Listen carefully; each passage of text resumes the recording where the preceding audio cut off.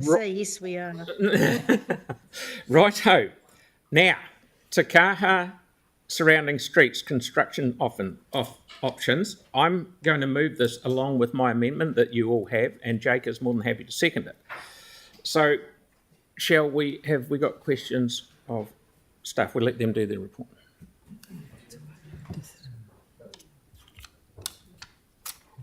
Right, far away. Good morning.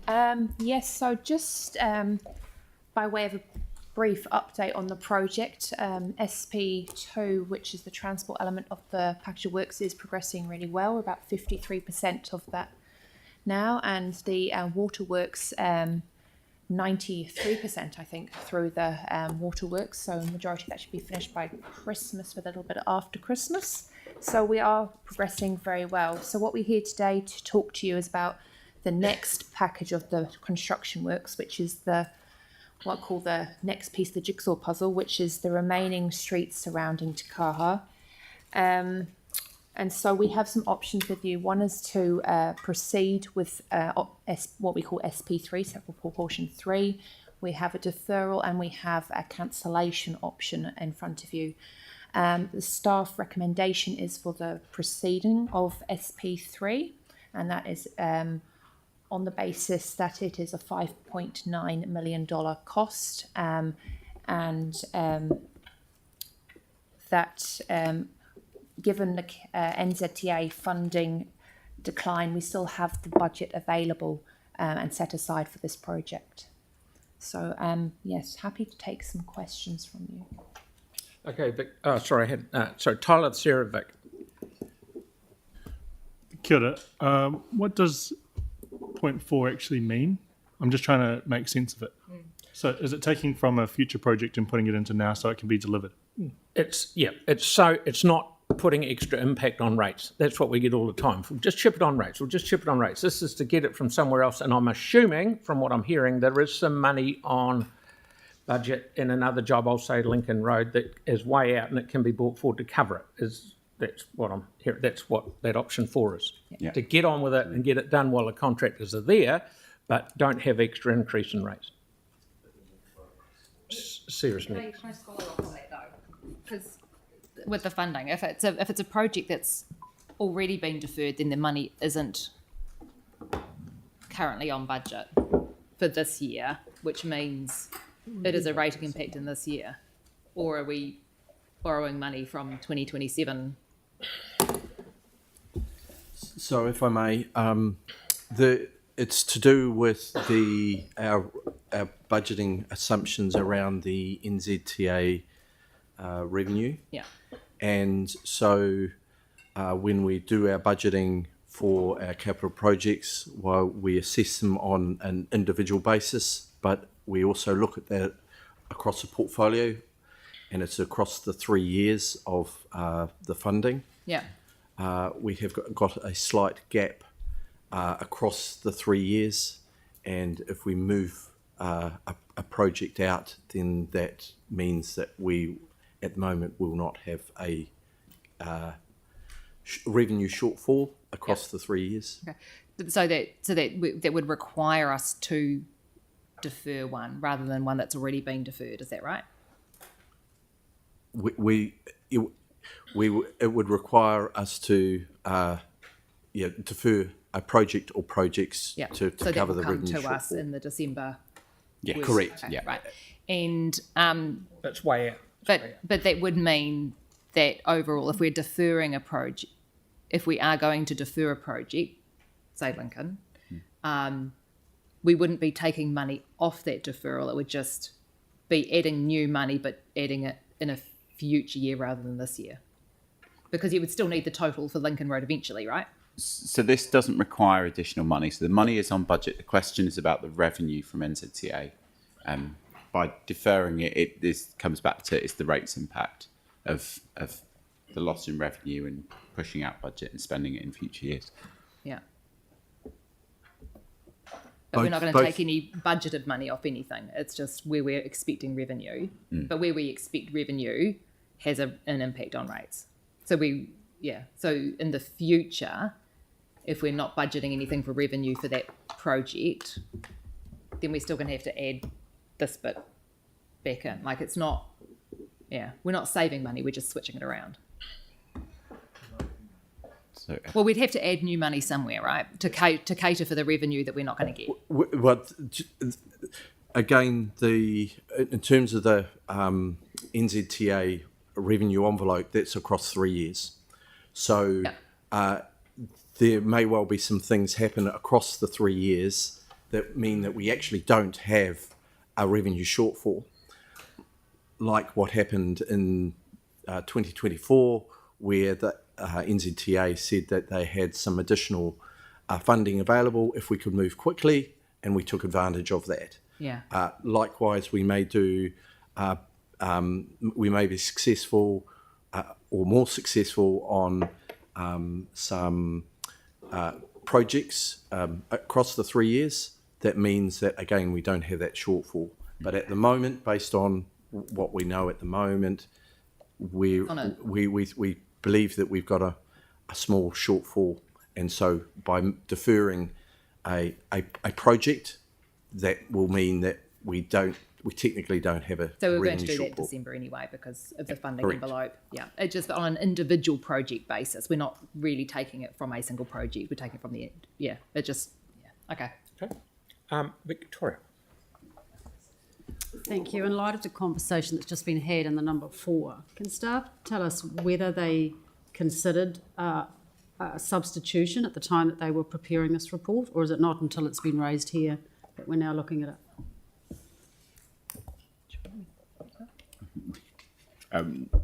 we haven't done like I said, from a project perspective, it has the budget there. And no, we haven't to this point, but that would be discussed through the annual plan as well. So that was always part of the plan, was that would be dealt with through the annual plan after review NZTA revenue. Thank you. Actually, I have a second question, if I may. It's a much smaller one. I note in paragraph 3.4.1 where you say that the preferred option has a longer initial construction period, extending the major works by 3 to 4 months. I have a great deal of sympathy for the business operators that are trying to continue to make their businesses work during this construction period. Can you help me understand why it is that it's going to extend the major works by 3 to 4 months if it was always intended that this work would be done anyway? So if I talk about it in terms of they have till November 2025 to complete the project. What we would see them doing if we were to proceed today was that they would look at reconfiguring the program, because they have that flexibility in the contract to try and undertake the majority of those high impact works sooner. But it just means that in terms of like the works that we would need to do to kind of fill in the landscaping areas or install the street furniture might get pushed out a bit further, but they're not the high impact works. They're we consider low impact man and van type works. So that just kind of adds to the end, but we bring forward that higher impact work to get it done quicker. Thank you. It's helpful to understand the difference between the high impact and the low impact. Thank you. Excellent. Tyler. Kia ora, 2 questions. The first one will probably be for Bede, and if we didn't agree to point 4 here, what would be the rates impact? I can talk to that. 0.02%. 0.02%. Yes. Okay.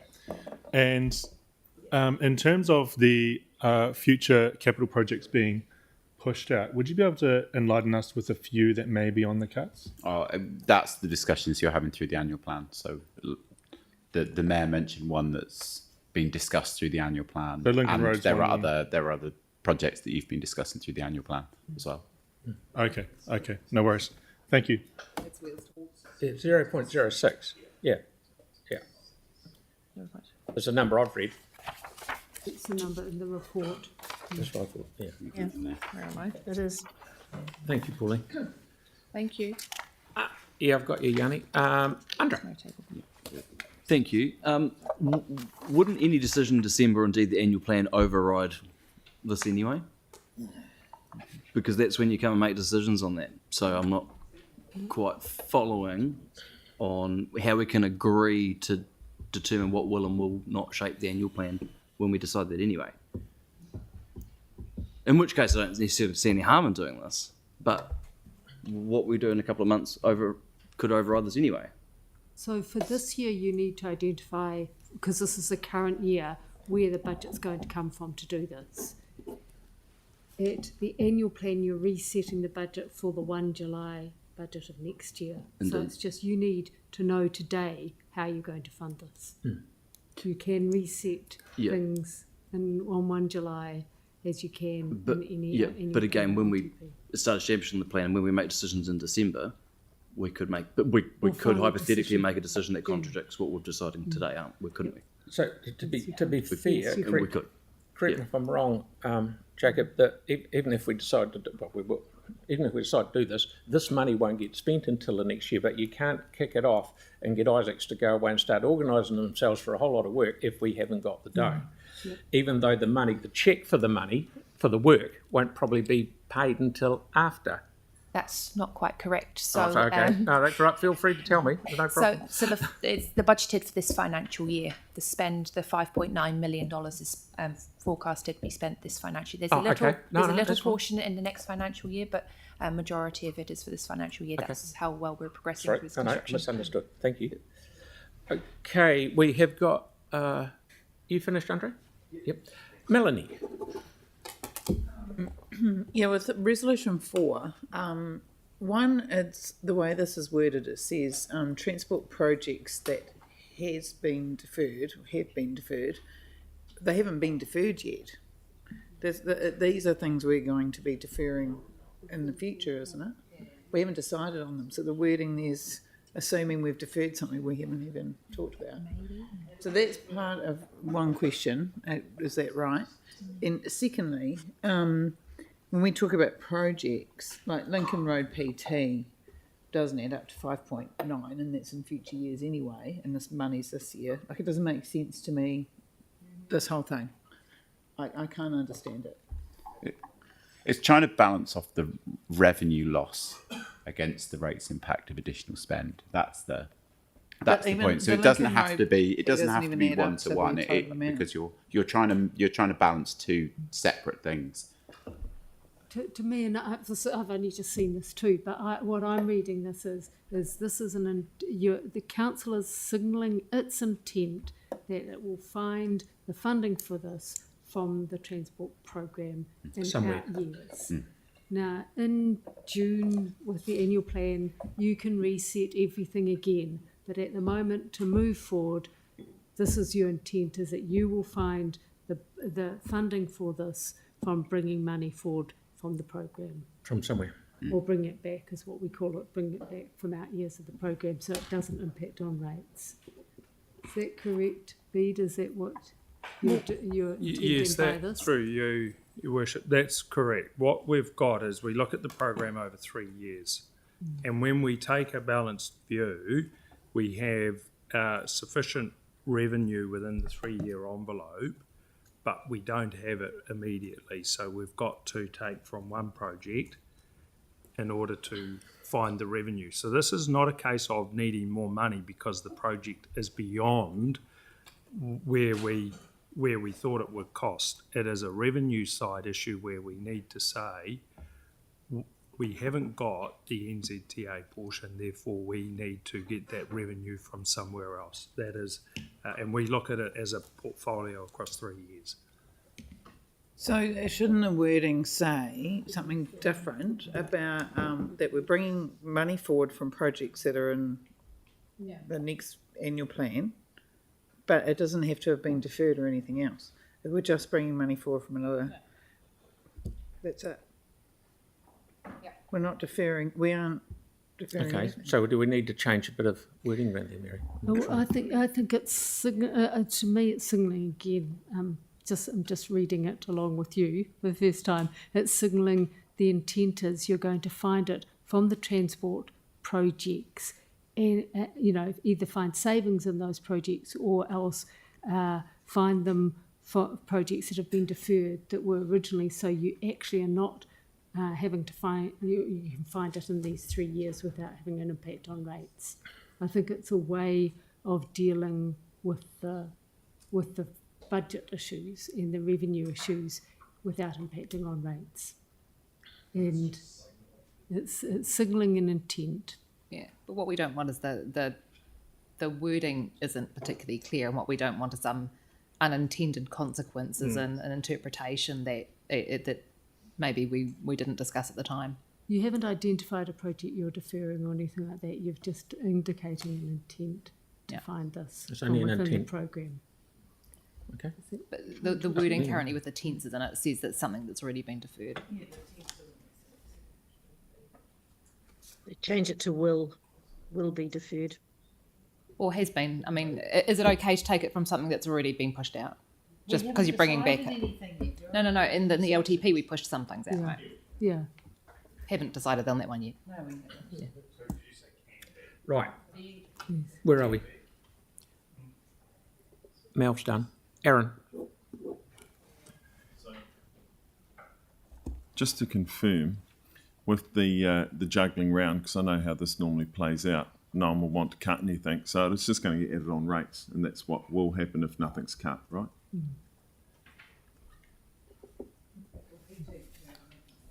At the moment, that would be true, but we don't know how successful we might be over the next 3 years with our NZTA applications, so we may not need it across the 3-year time frame. But at the moment, we have a small revenue gap. And NZTA didn't like this design, so that's why they're not putting in the money. Is that correct? Yeah, so it came out as possible for funding, which means that they would make decisions on it late on in the triennium. But obviously, in order for us to open ahead of the stadium, or to finish this work ahead of the opening of the stadium, we need to go before they're able to make a decision on that. Hang on, so that would mean that they might still possibly... There is a small chance that they may fund it later on in the triennium. It depends on how much money is left in the pot at that point, which is why the deferral is in there with the date it's got. Okay, and then that takes me to the design. Just on that, have we been shown an updated plan of how people are going to move in and out of the stadium? Like they're getting there, not the getting in and out the doors. We've seen that one with all the ants. But then once the ants get to the street, we've never seen a model of where they go. And we had a chart a couple of years ago that said how many might bike or bus or whatever, but we haven't seen what routes and how that looks. Does that exist? So we have the independent transport assessment that was, I think you're referring to with, and then we had the Abley report, which detailed the event traffic management plan implications and what would need to be considered based on their modelling and what they interpreted. So I can provide you both copies of those. That's the latest. The Abley report will be the latest modelling thing we have. Okay, yeah, because I think it's important we show that. And did we ever, because I asked the question of VO, because they have surveyed their venue users, so they know how people get to and from. Has that been put in the modelling? I'm not aware if Venue Search Tahi shared that information with us. Because that would be a little bit alarming that the main operator has, like when Westfield build a mall, they know how everyone gets there. They don't spend $300 million not knowing how they get in and out, and we should be the same. I can follow Just up. so we have confidence, and especially now that we haven't got the money to do the streets, and we're doing streets that... So if you're catching the bus, from your recollection, where do you get the bus to and from? Like I'm in Harewood, I'm going to catch a bus. So where do I end up in town? So bus interchange. So... Which is why Litchfield Street becomes important. So what we've done, I mean, the independent traffic assessment and the event traffic management plan are what we've based this on at this So stage. when it rains, you do walk 3 We do know blocks how in the people rain. will get in and out of the stadium based on the work we've done. Is it going to get through? All right. Yeah, we could go into PX and say... Okay, well, that's the modelling I want to see. So Andre's seen a model of the parking around the stadium with the coaches and that. Oh, okay, I'm keen to see it. There was what? There's disabled parking at the stadium. There's disabled car parking. Yeah. Oh yeah, no. There, Okay, we're there back- wasn't, back- but back to there's questions. gridlock, and I mean we're Okay, trying we're to not make it. designing the job.